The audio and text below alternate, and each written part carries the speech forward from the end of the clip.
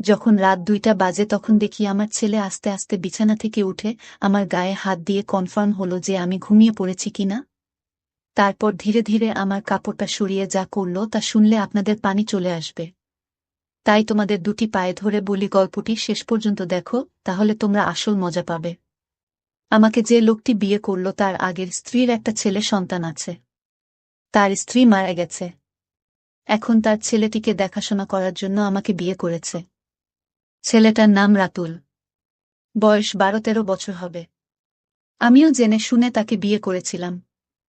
আমার স্বামী আমায় বিয়ে করেছিল তার কারণ তার ছেলে রাতুলকে দেখাশোনা করার জন্য, কিন্তু রাতুল ছেলেটি আমার দিকে খারাপ দৃষ্টিতে চেয়ে থাকত। আমি বুঝতে পারতাম সে আমার কাছে কি চায়। একদিন স্বামী এক কাজে শহরে চলে গেলেন আর এর মধ্যে বাড়িতে কেউ ছিল না। রাতে রাতুল বলল, মা আমি আমার রুমে একা ঘুমাতে পারবো না। অথচ তার বাবা বাড়িতে থাকতে সে তার নিজের রুমে ঘুমাত। আমার রুমে ঘুমানোর জন্য আমার প্রতি রাতে বলতো, আমার আসল মা বেঁচে থাকলে আমাকে না করতে পারত না। তুমি মুখে মুখে না করে দিলে এসব বলে কান্না করতে লাগল। আমি বলেছিলাম এখন তুমি বড় হয়েছ, তোমার আলাদা রুমে ঘুমাতে যাওয়া উচিত। রাতুল মাঝে মাঝে আবদার করত আমি যেন তাকে গোসল করিয়ে দেই। একদিন তার কান্না দেখে এবং কেন আমার রুমে ঘুমাতে চায় এই বিষয়টা জানার জন্য আমি বললাম, ঠিক আছে, তুমি আজ আমার রুমে থাকবে। রাত যখন ২টা বাজে তখন রাতুল আমার সাথে যা করেছিল তা শুনলে তোমাদের চোখ কপালে উঠে যাবে। কথা না বাড়িয়ে এবার আসল ঘটনাটা বলি। আজ আমার বিয়ে হয়েছে। সব নতুন বধূর মতো আমিও আমার বাসর ঘরে বসে আছি, কিন্তু আজ আমার মনে নেই কোনো সংকোচ, নেই কোনো স্বপ্ন, আর নেই নতুন সংসার সাজানোর ইচ্ছা। কারণ আজ প্রথমবার নয় যে আমি এভাবে নতুন বধূ সেজে বসে আছি। এর আগেও ছিল এরকম একটি রাত যে কারো জন্য এভাবেই বসেছিলাম। আজ হয়তো সব একই রকম, শুধু মানুষটি বদলে গেছে। হঠাৎ দরজা থেকে কারো আসার আওয়াজ শুনলাম। সে আর কেউ নয়, আমার নতুন স্বামী রুবেল। আমি উঠে সালাম করলাম। রুবেল বলল, সালাম করা লাগবে না, বরং আপনি বিছানায় শুয়ে পড়ুন। আমিও সোফায় শুয়ে পড়ি। নাজমা বলল, না না, আপনি বিছানায় ঘুমান, আমি সোফায় ঘুমাতে পারব। রুবেল বলল, দেখুন, আমরা দুজনের কেউই এই বিয়ে মানি না। না, দুজনেরই আলাদা আলাদা কারণ আছে বিয়ে করার, কিন্তু আমরা একজন অন্যজনের সম্মান তো করি। আর আমি এরকম ব্যক্তি না যে আমি বিছানায় ঘুমাবে আর কোনো মেয়েকে এভাবে সোফায় কষ্ট করে ঘুমোতে দেবে। আপনি আমার স্ত্রী, তাই আপনার খেয়াল রাখা আমার দায়িত্ব। আর আপনি যদি আমার এতটুকু সম্মান করেন তবে বিছানায় ঘুমিয়ে পড়ুন। আমিও মাথা নেড়ে সম্মতি দিলাম আর বিছানায় শুয়ে পড়লাম। এবার বলি, আমাদের বিয়েটা কিভাবে হলো। মিস্টার রুবেল চৌধুরী শহরে অনেক বড় একজন ব্যবসায়ী। আমাদের বিয়েটা পরিবারের সম্মতিতেই হয়েছে। বলতে গেলে পরিবারের জন্যই হয়েছে। অবশ্য আমাদেরও অসম্মতি ছিল না। আজ আমরা দুজনে এক পবিত্র বন্ধনে আবদ্ধ, কিন্তু এ বন্ধন কোনো মনের জায়গা নেই। কারণ আমাদের দুজনের মনেই যে অন্য কারো নাম আগে থেকেই লেখা। মানে দুজনের মনেই অন্য কারো মায়ায় জড়িত। অন্য কারো কাছে আমাদের মন বন্ধক রয়েছে। ভাবতেই চোখ দিয়ে এক ফোঁটা জল বয়ে গেল। বিয়েটা দুজনেই করেছি, কিন্তু এই বিয়েতে কোনো ভালোবাসা নেই, শুধু রয়েছে দায়িত্ব। তা নিয়ে আমাদের বিয়ের আগেই চুক্তি হয়েছিল। উনি আমার দায়িত্ব নেবে আর আমি উনার পরিবারের আর ওনার ছেলের। হ্যাঁ, উনারই ছেলে রাতুল। উনার কেয়া আপুর ছেলে। কেয়া আপুকে তাই তো ভাবছেন। রুবেলের প্রথম স্ত্রী, তিনি এখন আর এই পৃথিবীতে নেই। ৩ বছর আগে ইহকাল থেকে পরকালে প্রস্থান করেছে। বিয়ের আগে তার ছবি দেখে জানতে পারলাম সে আর আমি একই ভার্সিটিতে ছিলাম। রুবেলও তার আমার সিনিয়র ছিল। রুবেলের সাথে কখনো দেখা না হলেও কেয়া আপুর সাথে প্রায়ই দেখা হতো। সরি দেখা বললে ভুল হবে, ঝগড়া হতো বলে উনি আমাকে তেমন একটা দেখতে পারতেন না। এর কারণও আছে। আমি অনেক দুষ্ট প্রকৃতির ছিলাম আর উনার সব টাইটেল নাকি চুরি করেছিলাম, তা উনি শুধু ভাবতেন অবশ্য। আজও হয়তো থাকলে আমার সঙ্গে ঝগড়া করতেন। উনার স্বামীকে চুরি করেছে বলে অপবাদও দিতেন, কিন্তু ওনার স্বামীর উপর তো আমার কোনো অধিকারই নেই। কারণ আমি উনাকে নিজের স্বামী মানতে পারিনি। বিয়েটা করেছি শুধু পরিবারের জন্য। রাতুল এখন ১২ বছরের ছেলে। ক্লাস 5-এ পড়ে, দেখতে একদম তার বাবার মতো। যেমন সুন্দর তেমনি মায়াবী দেখতে। বিশেষ করে তার চোখ দুটি। রুবেলের ভাবি থেকে শুনেছি রুবেলের চোখে নাকি অনেক মায়া, কিন্তু কখনো তাকায়নি, কারণ এখন আর কারো মায়া পড়তে চাই না। একবার পরে অনেক কেঁদেছি, আর কাদার ইচ্ছা নেই, আর না কষ্ট সহ্য করার ক্ষমতা আছে। থাকে এসব বাদ দিয়ে এখন ঘুমিয়ে পড়ি। ঘুম থেকে উঠলাম সকালের আলো যখন চোখে এসে পড়ল। উঠে দেখি রুবেল এখনো ঘুমোচ্ছে, কিন্তু জানালা থেকে আসা আলো তার ঘুমে ব্যাঘাত হচ্ছে। তাই পর্দা বন্ধ করে দিয়ে বাইরে চলে আসলাম। এসে দেখি আমার শাশুড়ি মা আর ভাবি আগে থেকেই উঠেছে। আরে বোমা, তুমি এত সকালে কেন? নাজমা বলল, আসলে মা ঘুম ভেঙে গিয়েছিল তাই। ভাবি, তা ঠিক আছে, কিন্তু আমাদের নতুন বউ কোনো সাজগোজ নেই, নেই কোনো গহনা। ভাবি, আসলে আমি সাজগোজ পছন্দ করি না। ভাবি বলল, জানি, তাই তো গতকাল নিজের বিয়েতেও সাজতে দেখিনি। মা বলল, বিয়েটা কি তেমনভাবে হয়েছে নাকি? তোর দেবরের জন্য কিছুই করতে পারলাম না। ভাবি বলল, থাক মা, বাদ দেন। আমাদের নতুন বউ তো এমনিতেই চাঁদের টুকরো, ওর সাজাগোজা লাগবে না। ভাবি, আমি বুঝি সুন্দর না? মুখ গোমরা করে মা বলল, তুইও খুবই সুন্দর, কিন্তু মা জানো, আমি ছেলে হলে ঠিকই আমার দুইভাবে প্রেমে পড়তাম। পিছন থেকে মাকে এসে বলল, ভাবি বলতো ছোটভাবে প্রেমে পড়তে। অবশ্য আমিও পড়তাম। আমার জালটা এত সুন্দর। সবাই হাসাহাসি করতেছে। নাজমা বলল, মা আমি আপনাদের জন্য চা বানিয়ে আনি। মা বলল, আরে না, তুই বস, আমরা সব করব। নাজমা বলল, মা আমার ভালো লাগে না এমনি বসে থাকলে। ভাবি বলল, আচ্ছা তাহলে আমি সাহায্য করি, আর সাথে অনেক গল্প করব, কেমন? নাজমা আচ্ছা। নাজমা চা বানালো, রমা ও ভাবির সাথে গল্প করল। আসলে গল্প করছিল না, শুধু শুনছিল। চা বানানো শেষে নিয়ে আসে। এসব দেখে মা, বাবা আর রুবেলের ভাইয়া বসে আছে। বসে বসে গল্প করছে, সবাইকে চা দিল। অনেক মজা হয়েছে, তোমার চায়ের থেকেও মজা হয়েছে। ইমন, হ্যাঁ, অনেক অনেক ভালো হয়েছে। রমাকে একটু চা বানানো শিখিয়ে দিও। কি বানাই স্বাদই বুঝি না। রমা, কি এত বড় কথা, কাল থেকে 7 দিন তোমার চা বন্ধ? ইমন, না না, আমি তো দুষ্টুমি করে বলেছি। তুমি তো জানো আমি চা ছাড়া থাকতে পারি না। এভাবে সবাই চা খেয়ে নিলাম। তারপর আমি আমার স্বামী রুমে গেলাম, গিয়ে দেখি অবাক কাণ্ড। রুবেলের ছেলে, অর্থাৎ আমার স্বামীর ছেলে তো আমারই ছেলে, সে তো বড় দুষ্টু হয়ে গেছে অল্প বয়সে। মনে হয় পেকে গেছে। গিয়ে দেখি একটা পুতুল হাতে নিয়ে বলছে, তুমি কবে আমার হবে মা? আমার কবে আমার কাছে টেনে নেবে? আমি যে আর থাকতে পারছি না মা। আমি অবাক হয়ে তার কথাগুলো শুনতে পেলাম, কোনো মাকে সে চায়। আর মায়ের কাছে তার কিসের চাওয়া? আর তার মা তো বেঁচে নেই। তাহলে আমাকে নিয়ে কিছু বলছে নাকি এত ছোট ছেলে? এই বয়সে পেকে গেছে? কি বলছে কিছুই বুঝতে পারছি না। কিছুদিন পর আমার স্বামী ব্যবসার কাছে বাইরে গেলেন কিছুদিনের জন্য। রাতুল ছেলেটি আমার দিকে সবসময় এক অদ্ভুত দৃষ্টিতে তাকিয়ে থাকে। মনে হয় তার চোখের ভিতর হাজারো পিপাসা। আমি হঠাৎ জিজ্ঞেস করলাম, এই রাতুল, তুমি এভাবে আমার দিকে তাকিয়ে কি দেখছ? আমি আপনার চেহারা দেখছি, আপনার চেহারায় এতটাই মায়া যে আপনার চেহারায় আমি একটা অদ্ভুত জিনিস দেখতে পাই। আমি তো তার কথা শুনে অবাক, এতটুকু বাচ্চা ছেলে এসব কি বলে? হঠাৎ আমাকে জিজ্ঞেস করে ফেলল, আচ্ছা মা, তুমি বাবাকে কেন বিয়ে করলে? আমি বললাম, দেখো তুমি ছোট মানুষ, আর তাই তোমাকে দেখাশোনার জন্য তোমার বাবা আমাকে বিয়ে করেছে। রাতুল ইদানিং দেখছি আমার দিকে অদ্ভুত দৃষ্টিতে তাকিয়ে থাকে। আমি যেখানে যাই সেখানে আমাকে ফলো করে। আমি গোসল করতে গেলাম। রাতুল বলছে, মা অনেক দিন হলো আমার মা আমাকে গোসল করিয়ে দেয় না, আমাকে ভাত খাইয়ে দেয় না। মা, তুমি তো আমার মা, যেহেতু আমার আগে মা মারা গেছে। এখন আমার মা হিসেবে আমার আব্বু তোমাকে বিয়ে করে এনেছে মায়ের শূন্যতা পূরণ করার জন্য। মা, আমাকে তোমার হাতে গোসল করিয়ে দাও। আমি বললাম, দেখো রাতুল, তুমি যখন ছোট ছিলে তখন তোমার মা তোমাকে গোসল করিয়ে দিত। আর এখন তো তুমি বড় হয়েছ, তুমি নিজ হাতে গোসল করতে শেখো। তাই এখন আর আমি তোমাকে কিভাবে গোসল করিয়ে দেই? তুমি নিজেই করতে পারবে বাবা। থাক মা, পর কখনো মা হয় না। আমি বুঝতে পারলাম আমাকে তোমার কোনো হেল্প করতে হবে না। এই বলে রাতুল চলে গেল। আমি চিন্তা করলাম, আমার কি কোথাও ভুল হয়েছে? আমি তো এখন তার মা, আর তাই মা হিসেবে আমার কর্তব্য পালন করা উচিত ছিল। কিন্তু রাতুল তো তার বাবা বাড়িতে থাকাকালীন আমার হাতে গোসল করতে চাইত না। আজ বাড়িতে তার বাবা নেই। আসলে কারণটা কি বিষয়টা আমি কিছুই বুঝতে পারছি না। এসব ভাবতে ভাবতে রাতের রান্না শেষ করে আমার রুমে গিয়ে রাতুলকে ডাক দিলাম। গিয়ে দেখি আমার একটা ছবি হাতে নিয়ে ছবিটির সাথে কি যেন বলছে। আর ছবির সাথে এক অদ্ভুত আচরণ করছে। আর বলছে আমার মনের আশাটুকু কবে পূরণ হবে মা। রাতুল চোখের পানি ছেড়ে কান্না করছে আর বলছে। আমি ডাক দিলাম, রাতুল তুমি কান্না করছো কেন? তোমার কি হয়েছে?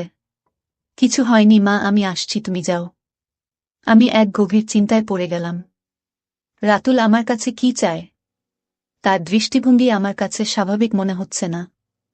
রাতুল খেতে বসল আর তার মাকে বলতে লাগলো, মা আজ রাতে আমি তোমার রুমে ঘুমাব। আমার ওই রুমে একা একা ঘুমাতে ভয় লাগে।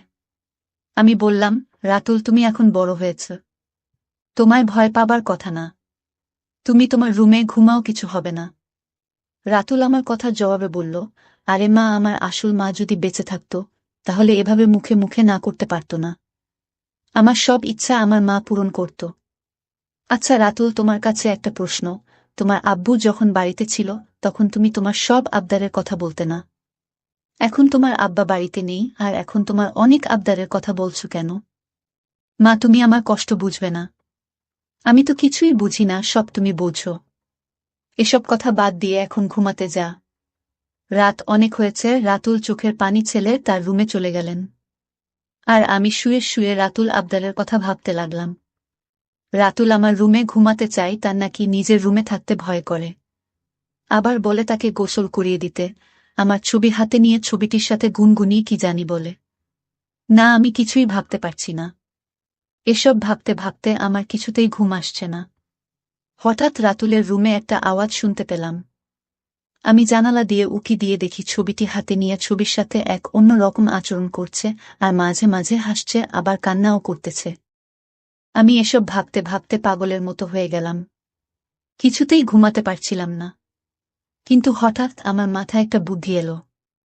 আসলে রাতুল আমার কাছে কি চায় তাই আমার জানতে হবে। তাই আমি সিদ্ধান্ত নিলাম, আমি আমার রুমে তাকে থাকতে দিব। আর আমি ঘুমাব না, ঘুমের ভান করে থাকব। তাহলেই বুঝতে পারব আসলে রাতুল আমার কাছে কি চায়, তা স্পষ্ট হয়ে যাবে। তারপরের দিন আমি রাতুলকে বললাম, রাতুল আজ তোমাকে আমার নিজের হাতে খাবার খাইয়ে দিব। তুমি খাবে? না না মা, আমি তোমার হাতের খাবার খাব না। কারণ তুমি আমার আবদার পূরণ করো না। ঠিক আছে বাবা, তোমার সব কথা রাখবো, তুমি এবার আমার হাতে রান্না করা খাবার খেয়ে নাও। সত্যি বলছো মা? কও সত্যি, তিন সত্যি। এবার রাতুল খুশি হয়ে সে আমার হাতের খাবার খেল। ঠিক আছে বাবা, তাহলে তোমার আজকে তোমার রুমে থাকতে হবে না। তুমি আমার রুমে ঘুমাবে। কারণ আমি এখন বুঝতে পারছি বড় রুমে থাকতে তোমার ভয় লাগে, তাই না? তাহলে তুমি আমার কষ্টকু বুঝতে পেরেছ না। তারপর রাতুলের বাবার ফোন আসলো। সে ফোনে জানিয়ে দিলাম আসতে আরও ৩-৪ দিন দেরি হবে। তুমি ছেলের প্রতি খেয়াল রেখো। আমি মনে মনে একটু খুশি হলাম। কারণ যদি আমার স্বামী এসে পড়ত তাহলে রাতুল আমার কাছে কি চায় তা হাতে নাতে ধরতে পারতাম না। ভালোই হলো। তারপর রাতের খাবার খেয়ে রাতুলকে ডাক দিলাম। রাতুল, তুমি আমার রুমে আসো, আজ তুমি আমার রুমে ঘুমাবে। শুধু আজ নয়, যতদিন তোমার বাবা আসবে না ঠিক ততদিন পর্যন্ত। বুঝলে? লক্ষ্য করলাম রাতুল অনেক খুশি হয়েছে। তারপর রাতে ডিনার করে আমি ঘুমের ভান করে শুয়ে রইলাম। এদিকে রাতুল শুয়ে পড়ল। রাত যখন ২টা বাজে তখন দেখি রাতুল ধীরে ধীরে বিছানা থেকে উঠে পড়ল। তারপর হাত দিয়ে সিওর হলো আমি ঘুমিয়েছি কিনা। তারপর ধীরে ধীরে আমার কাপড়ের আঁচলটা বের করল। কারণ কাপড়ের আঁচলে আমার ঘরের আলমারির চাবি ছিল। আমি যেন আর না পাই, আর তাই সে ধীরে ধীরে চাবিটা আঁচল থেকে তার হাতে নিয়ে নিল। তারপর আলমারিতে থাকা তার মায়ের স্বর্ণ গহনা ছিল। আর আলমারিটা খুলে সকল স্বর্ণ অলংকার সে একটা শপিং ব্যাগে নিয়ে নিল। ব্যাগটি তার রুমে নিয়ে রেখে আসলো। তারপর আসলে চাবিটা বেঁধে রেখে দিল। তারপর ঘুমিয়ে পড়ল। আমি ঘুম থেকে জেগে উঠি। এটা কি করল এতটুকু একটা ছেলের সাহস দেখে আমি অবাক হচ্ছি। সেসব স্বর্ণ অলংকার চুরি করল। আর এই বয়সে তার এত স্বর্ণ বা টাকার দরকার কেন? আমি তাকে কিছুই বলিনি। সকালে উঠে রাতুল বলল, মা তাড়াতাড়ি খাবার দাও, আজ একটু জলদি স্কুলে যেতে হবে। ঠিক আছে, আমি নাস্তাটা দিচ্ছি, খেয়ে স্কুলে যাও। সে তাড়াহুড়া করে খাবার খেয়ে ব্যাগটি নিয়ে ঘর থেকে বের হতেই আমিও তার পিছু নিলাম। তারপর দেখলাম এক স্বর্ণের দোকানে গিয়ে স্বর্ণগুলো বিক্রি করে দিল। তারপর এই টাকাগুলো নিয়ে কবরের চারপাশে বেড়া দেওয়ার জন্য কিছু সরঞ্জাম কিনল, আর সেই সরঞ্জাম নিয়ে গেল তার আসল মায়ের কবরের পাশে। আর মায়ের কবরের চারপাশে বেড়া দিয়ে খবরটাকে সুন্দর করে তুলল, যেন গরু ছাগল যেতে না পারে। আমি রাতুলোর এই দৃশ্য দেখে অবাক হয়ে গেলাম। এতটুকু এক ছেলে মায়ের প্রতি ভালোবাসা দেখাল, কিন্তু চুরি করে কেন করল? পরে আমি রাতুলকে বললাম, বাবা, আমি তোমার সব কার্যকলাপ দেখেছি, তুমি চুরি করলে কেন? মা, তুমি জানো এই গহনা আমার মায়ের টাকা দিয়ে কিনা। আমার বাবা আমার মাকে অনেক কষ্ট দিয়েছে, আর তাই আমি আমার মায়ের সম্পদ বিক্রি করে মাকে দিয়ে আসলাম। ভালো করেনি মা। বাহ রাতুল, তোমার মতো সন্তান যদি প্রতিটি ঘরে ঘরে থাকত, তাহলে পৃথিবীটা অনেক সুন্দর হয়ে যেত। মায়ের প্রতি এমন ভালোবাসা দেখে আমি মুগ্ধ হলাম। সকল দর্শকদের উদ্দেশ্য করে বলতে চাই, যাদের মা বেঁচে আছে তাদের খেয়াল রেখো, তাহলে দুনিয়া আখেরাতে শান্তি পাবে। বন্ধুরা, আজকের গল্পটি কেমন লাগলো তা কমেন্টে জানাবেন, আর তোমরা কোন ধরনের গল্প পছন্দ করো তাও জানাবে। সবাই ভালো এবং সুস্থ থাকবেন, দেখা হবে নতুন কোনো ভিডিওতে। যখন রাত আনুমানিক 2টা বাজে তখন দেখি আমার ছেলে আস্তে আস্তে বিছানা থেকে উঠে আমার গায়ে হাত দিয়ে শিওর হলো আমি ঘুমিয়ে পড়েছি কিনা। তারপর ধীরে ধীরে আমার কাপড়টা সরিয়ে যা করল তা শুনলে আপনাদের পানি চলে আসবে। তাই বন্ধুরা, তোমাদের দুটি পায়ে ধরে বলি, গল্পটি শেষ পর্যন্ত শোনো, তাহলে গল্পের আসল মজা পাবে। আমাকে যে লোকটি বিয়ে করল তার আগের স্ত্রীর একটা ছেলে সন্তান আছে। তার স্ত্রী মারা গেছে। এখন তার ছেলেটিকে দেখাশোনা করার জন্য আমাকে বিয়ে করেছে। ছেলেটার নাম সুজন, বয়স 12-13 বছর হবে। আমিও জেনে শুনে তাকে বিয়ে করেছিলাম। আমার স্বামী আমায় বিয়ে করেছিল তার কারণ তার ছেলে সুজনকে দেখাশোনা করার জন্য, কিন্তু সুজন ছেলেটি আমার দিকে খারাপ দৃষ্টিতে চেয়ে থাকত। আমি বুঝতে পারতাম সে আমার কাছে কি চায়। একদিন স্বামী এক কাজে শহরে চলে গেলেন, আর এর মধ্যে বাড়িতে কেউ ছিল না। রাতে সুজন বলল, মা, আমি আমার রুমে একা ঘুমাতে পারবো না। অথচ তার বাবা বাড়িতে থাকতে সে তার নিজের রুমে ঘুমাতো। আমার রুমে ঘুমানোর জন্য আমার প্রতি রাতে বলতো। আমার আসল মা বেঁচে থাকলে আমাকে না করতে পারত না। তুমি মুখে মুখে না করে দিলে এসব বলে কান্না করতে লাগলো। আমি বলেছিলাম, এখন তুমি বড় হয়েছ, তোমার আলাদা রুমে ঘুমাতে যাওয়া উচিত। সুজন মাঝে মাঝে আবদার করত, আমি যেন তাকে গোসল করিয়ে দেই। একদিন তার কান্না দেখে এবং কেন আমার রুমে ঘুমাতে চায় এই বিষয়টা জানার জন্য আমি বললাম, ঠিক আছে, তুমি আজ আমার রুমে থাকবে। রাত যখন 2টা বাজে তখন সুজন আমার সাথে যা করেছিল তা শুনলে তোমাদের চোখ কপালে উঠে যাবে। কথা না বাড়িয়ে এবার আসল ঘটনাটা বলি। আজ আমার বিয়ে হয়েছে। সব নতুন বধূর মতো আমিও আমার বাসর ঘরে বসে আছি, কিন্তু আজ আমার মনে নেই কোনো সংকোচ, নেই কোনো স্বপ্ন, আর নেই নতুন সংসার সাজানোর ইচ্ছে। কারণ আজ প্রথমবার নয় যে আমি এভাবে নতুন বধূ সেজে বসে আছি। এর আগেও ছিল এরকম একটি রাত যে কারোর জন্য এভাবেই বসেছিলাম। আজ হয়তো সব একই রকম, শুধু মানুষটি বদলে গেছে। হঠাৎ দরজা থেকে কারো আসার আওয়াজ শুনলাম। সে আর কেউ নয়, আমার নতুন স্বামী শাহেদ। আমি উঠে সালাম করলাম। শাহেদ বলল, সালাম করা লাগবে না, বরং আপনি বিছানায় শুয়ে পড়ুন। আমিও সোফায় শুয়ে পড়ি। রোমানা বলল, না না, আপনি বিছানায় ঘুমান, আমি সোফায় ঘুমাতে পারব। শাহেদ বলল, দেখুন, আমরা দুজনের কেউই এই বিয়ে মানি না। না, দুজনেরই আলাদা আলাদা কারণ আছে বিয়ে করার, কিন্তু আমরা একজন অন্যজনের সম্মান তো করি। আর আমি এরকম ব্যক্তি না যে আমি বিছানায় ঘুমাবে আর কোনো মেয়েকে এভাবে সোফায় কষ্ট করে ঘুমোতে দেবে। আপনি আমার স্ত্রী, তাই আপনার খেয়াল রাখা আমার দায়িত্ব। আর আপনি যদি আমার এতটুকু সম্মান করেন তবে বিছানায় ঘুমিয়ে পড়ুন। আমিও মাথা নেড়ে সম্মতি দিলাম আর বিছানায় শুয়ে পড়লাম। এবার বলি, আমাদের বিয়েটা কিভাবে হলো। মিস্টার শাহেদ চৌধুরী শহরে অনেক বড় একজন ব্যবসায়ী। আমাদের বিয়েটা পরিবারের সম্মতিতেই হয়েছে। বলতে গেলে পরিবারের জন্যই হয়েছে। অবশ্য আমাদেরও অসম্মতি ছিল না। আজ আমরা দুজনে এক পবিত্র বন্ধনে আবদ্ধ, কিন্তু এ বন্ধন কোনো মনের জায়গা নেই। কারণ আমাদের দুজনের মনেই যে অন্য কারো নাম আগে থেকেই লেখা। মানে দুজনের মনেই অন্য কারো মায়ায় জড়িত। অন্য কারো কাছে আমাদের মন বন্ধক রয়েছে। ভাবতেই চোখ দিয়ে এক ফোঁটা জল বয়ে গেল। বিয়েটা দুজনেই করেছি, কিন্তু এই বিয়েতে কোনো ভালোবাসা নেই, শুধু রয়েছে দায়িত্ব। তা নিয়ে আমাদের বিয়ের আগেই চুক্তি হয়েছিল।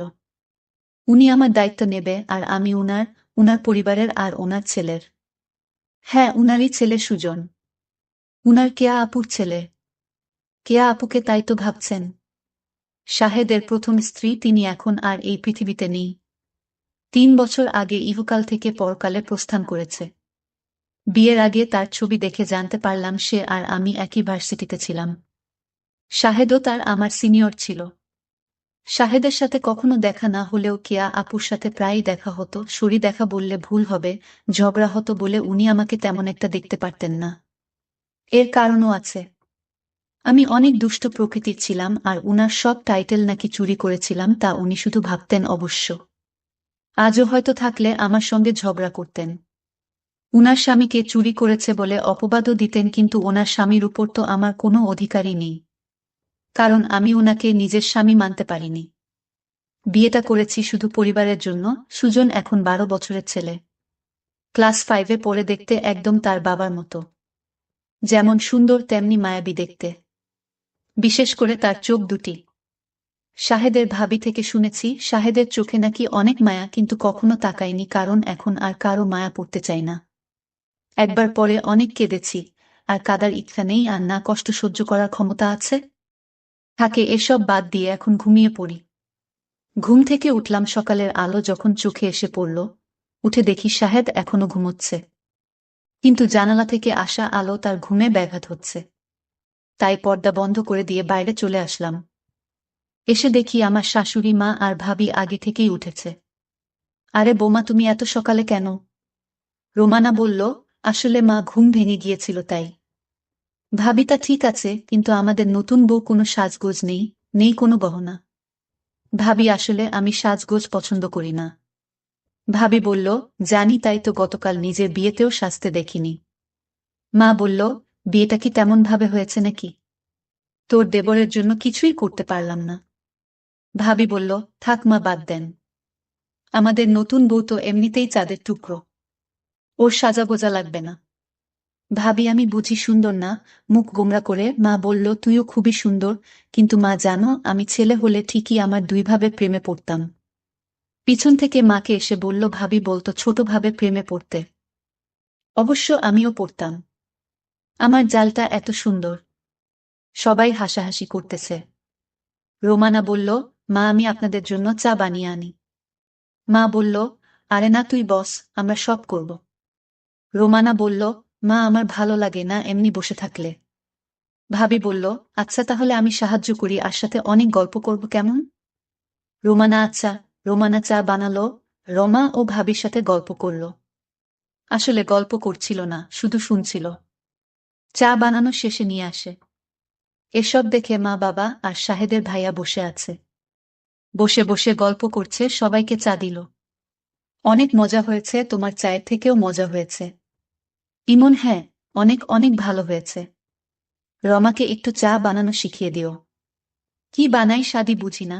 রমা, কি এত বড় কথা, কাল থেকে 7 দিন তোমার চা বন্ধ। ইমন, না না, আমি তো দুষ্টুমি করে বলেছি। তুমি তো জানো আমি চা ছাড়া থাকতে পারি না। এভাবে সবাই চা খেয়ে নিলাম। তারপর আমি আমার স্বামী রুমে গেলাম, গিয়ে দেখি অবাক কাণ্ড।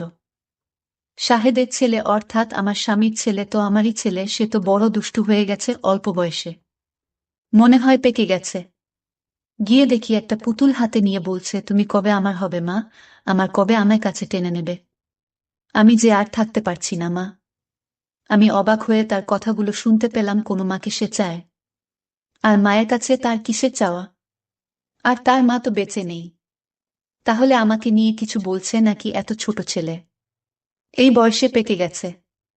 কি বলছে কিছুই বুঝতে পারছি না। কিছুদিন পর আমার স্বামী ব্যবসার কাছে বাইরে গেলেন কিছুদিনের জন্য। সুজন ছেলেটি আমার দিকে সবসময় এক অদ্ভুত দৃষ্টিতে তাকিয়ে থাকে। মনে হয় তার চোখের ভিতর হাজারো পিপাসা। আমি হঠাৎ জিজ্ঞেস করলাম, এই সুজন, তুমি এভাবে আমার দিকে তাকিয়ে কি দেখছ? আমি আপনার চেহারা দেখছি, আপনার চেহারায় এতটাই মায়া যে আপনার চেহারায় আমি একটা অদ্ভুত জিনিস দেখতে পাই। আমি তো তার কথা শুনে অবাক, এতটুকু বাচ্চা ছেলে এসব কি বলে? হঠাৎ আমাকে জিজ্ঞেস করে ফেলল, আচ্ছা মা, তুমি বাবাকে কেন বিয়ে করলে?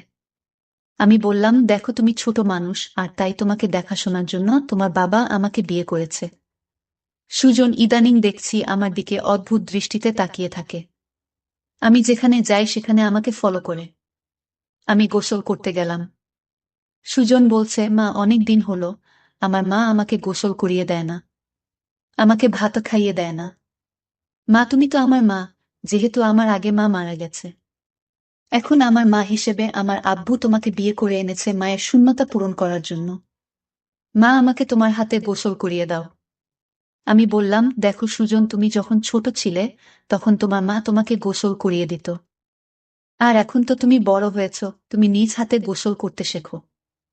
তাই এখন আর আমি তোমাকে কিভাবে গোসল করিয়ে দেই? তুমি নিজেই করতে পারবে বাবা। থাক মা, পর কখনো মা হয় না। আমি বুঝতে পারলাম আমাকে তোমার কোনো হেল্প করতে হবে না। এই বলে সুজন চলে গেল। আমি চিন্তা করলাম আমার কি কোথাও ভুল হয়েছে। আমি তো এখন তার মা, আর তাই মা হিসেবে আমার কর্তব্য পালন করা উচিত ছিল। কিন্তু সুজন তো তার বাবা বাড়িতে থাকাকালীন আমার হাতে গোসল করতে চাইতো না। আজ বাড়িতে তার বাবা নেই। আসলে কারণটা কি, বিষয়টা আমি কিছুই বুঝতে পারছি না। এসব ভাবতে ভাবতে রাতের রান্না শেষ করে আমার রুমে গিয়ে সুজনকে ডাক দিলাম। গিয়ে দেখি আমার একটা ছবি হাতে নিয়ে ছবিটির সাথে কি যেন বলছে। আর ছবির সাথে এক অদ্ভুত আচরণ করছে। আর বলছে, আমার মনের আশাটুকু কবে পূরণ হবে মা? সুজন চোখের পানি ছেড়ে কান্না করছে আর বলছে। আমি ডাক দিলাম, সুজন তুমি কান্না করছো কেন? তোমার কি হয়েছে? কিছু হয়নি মা, আমি আসছি, তুমি যাও। আমি এক গভীর চিন্তায় পড়ে গেলাম। সুজন আমার কাছে কি চায়? তার দৃষ্টিভঙ্গি আমার কাছে স্বাভাবিক মনে হচ্ছে না। সুজন খেতে বসল আর তার মাকে বলতে লাগলো, মা আজ রাতে আমি তোমার রুমে ঘুমাব। আমার ওই রুমে একা একা ঘুমাতে ভয় লাগে। আমি বললাম, সুজন তুমি এখন বড় হয়েছ, তোমায় ভয় পাবার কথা না। তুমি তোমার রুমে ঘুমাও, কিছু হবে না। সুজন আমার কথার জবাবে বলল, আরে মা, আমার আসল মা যদি বেঁচে থাকতো তাহলে এভাবে মুখে মুখে না করতে পারত না। আমার সব ইচ্ছা আমার মা পূরণ করত। আচ্ছা সুজন, তোমার কাছে একটা প্রশ্ন। তোমার আব্বু যখন বাড়িতে ছিল তখন তুমি তোমার সব আবদারের কথা বলতে না। এখন তোমার আব্বা বাড়িতে নেই আর এখন তোমার অনেক আবদারের কথা বলছো কেন? মা তুমি আমার কষ্ট বুঝবে না। আমি তো কিছুই বুঝি না, সব তুমি বোঝো। এসব কথা বাদ দিয়ে এখন ঘুমাতে যা। রাত অনেক হয়েছে। সুজন চোখের পানি ছেলে তার রুমে চলে গেলেন। আর আমি শুয়ে শুয়ে সুজন আবদারের কথা ভাবতে লাগলাম। সুজন আমার রুমে ঘুমাতে চাই, তার নাকি নিজের রুমে থাকতে ভয় করে। আবার বলে তাকে গোসল করিয়ে দিতে। আমার ছবি হাতে নিয়ে ছবিটির সাথে গুনগুনিয়ে কি জানি বলে। না, আমি কিছুই ভাবতে পারছি না। এসব ভাবতে ভাবতে আমার কিছুতেই ঘুম আসছে না। হঠাৎ সুজনের রুমে একটা আওয়াজ শুনতে পেলাম। আমি জানালা দিয়ে উঁকি দিয়ে দেখি ছবিটি হাতে নিয়ে ছবির সাথে এক অন্য রকম আচরণ করছে, আর মাঝে মাঝে হাসছে, আবার কান্নাও করতেছে। আমি এসব ভাবতে ভাবতে পাগলের মতো হয়ে গেলাম। কিছুতেই ঘুমাতে পারছিলাম না। কিন্তু হঠাৎ আমার মাথায় একটা বুদ্ধি এলো। আসলে সুজন আমার কাছে কি চায় তাই আমার জানতে হবে। তাই আমি সিদ্ধান্ত নিলাম, আমি আমার রুমে তাকে থাকতে দিব। আর আমি ঘুমাব না, ঘুমের ভান করে থাকব। তাহলেই বুঝতে পারব আসলে সুজন আমার কাছে কি চায়, তা স্পষ্ট হয়ে যাবে। তারপরের দিন আমি সুজনকে বললাম, সুজন আজ তোমাকে আমার নিজের হাতে খাবার খাইয়ে দিব। তুমি খাবে? না না মা, আমি তোমার হাতের খাবার খাব না। কারণ তুমি আমার আবদার পূরণ করো না। ঠিক আছে বাবা, তোমার সব কথা রাখবো, তুমি এবার আমার হাতে রান্না করা খাবার খেয়ে নাও। সত্যি বলছো মা? কো সত্যি, তিন সত্যি। এবার সুজন খুশি হয়ে সে আমার হাতের খাবার খেল। ঠিক আছে বাবা, তাহলে তোমার আজকে তোমার রুমে থাকতে হবে না। তুমি আমার রুমে ঘুমাবে। কারণ আমি এখন বুঝতে পারছি বড় রুমে থাকতে তোমার ভয় লাগে, তাই না? তাহলে তুমি আমার কষ্টটুকু বুঝতে পেরেছ না। তারপর সুজনের বাবার ফোন আসলো। সে ফোনে জানিয়ে দিলাম আসতে আরো ৩-৪ দিন দেরি হবে। তুমি ছেলের প্রতি খেয়াল রেখো। আমি মনে মনে একটু খুশি হলাম। কারণ যদি আমার স্বামী এসে পড়তো তাহলে সুজন আমার কাছে কি চায় তা হাতে নাতে ধরতে পারতাম না। ভালোই হলো। তারপর রাতের খাবার খেয়ে সুজনকে ডাক দিলাম। সুজন তুমি আমার রুমে আসো, আজ তুমি আমার রুমে ঘুমাবে। শুধু আজ নয়, যতদিন তোমার বাবা আসবে না ঠিক ততদিন পর্যন্ত। বুঝলে? লক্ষ্য করলাম সুজন অনেক খুশি হয়েছে। তারপর রাতে ডিনার করে আমি ঘুমের ভান করে শুয়ে রইলাম। এদিকে সুজন শুয়ে পড়ল। রাত যখন 2টা বাজে তখন দেখি সুজন ধীরে ধীরে বিছানা থেকে উঠে পড়ল। তারপর হাত দিয়ে সিওর হলো আমি ঘুমিয়েছি কিনা। তারপর ধীরে ধীরে আমার কাপড়ের আঁচলটা বের করল, কারণ কাপড়ের আঁচলে আমার ঘরের আলমারির চাবি ছিল। আমি যেন আর না পাই, আর তাই সে ধীরে ধীরে চাবিটা আঁচল থেকে তার হাতে নিয়ে নিল। তারপর আলমারিতে থাকা তার মায়ের স্বর্ণ গহনা ছিল, আর আলমারিটা খুলে সকল স্বর্ণ অলংকার সে একটা শপিং ব্যাগে নিয়ে নিল। ব্যাগটি তার রুমে নিয়ে রেখে আসলো। তারপর আসলে চাবিটা বেঁধে রেখে দিল। তারপর ঘুমিয়ে পড়ল। আমি ঘুম থেকে জেগে উঠি। এটা কি করল? এতটুকু একটা ছেলের সাহস দেখে আমি অবাক হচ্ছি। সেসব স্বর্ণ অলংকার চুরি করল, আর এই বয়সে তার এত স্বর্ণ বা টাকার দরকার কেন? আমি তাকে কিছুই বলিনি। সকালে উঠে সুজন বলল, মা তাড়াতাড়ি খাবার দাও, আজ একটু জলদি স্কুলে যেতে হবে। ঠিক আছে, আমি নাস্তাটা দিচ্ছি, খেয়ে স্কুলে যাও। সে তাড়াহুড়া করে খাবার খেয়ে ব্যাগটি নিয়ে ঘর থেকে বের হতেই আমিও তার পিছু নিলাম। তারপর দেখলাম এক স্বর্ণের দোকানে গিয়ে স্বর্ণগুলো বিক্রি করে দিল। তারপর এই টাকাগুলো নিয়ে কবরের চারপাশে বেড়া দেওয়ার জন্য কিছু সরঞ্জাম কিনল, আর সেই সরঞ্জাম নিয়ে গেল তার আসল মায়ের কবরের পাশে। আর মায়ের কবরের চারপাশে বেড়া দিয়ে খবরটাকে সুন্দর করে তুলল, যেন গরু ছাগল যেতে না পারে।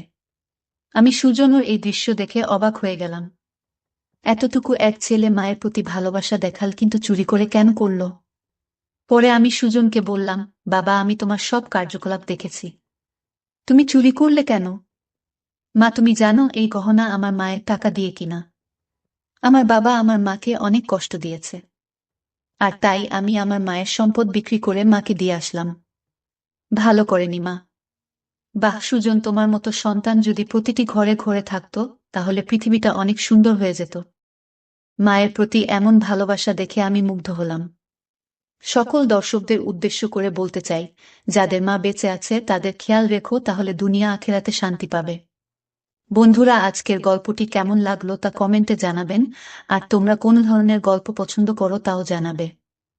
সবাই ভালো এবং সুস্থ থাকবেন। দেখা হবে নতুন কোনো ভিডিওতে।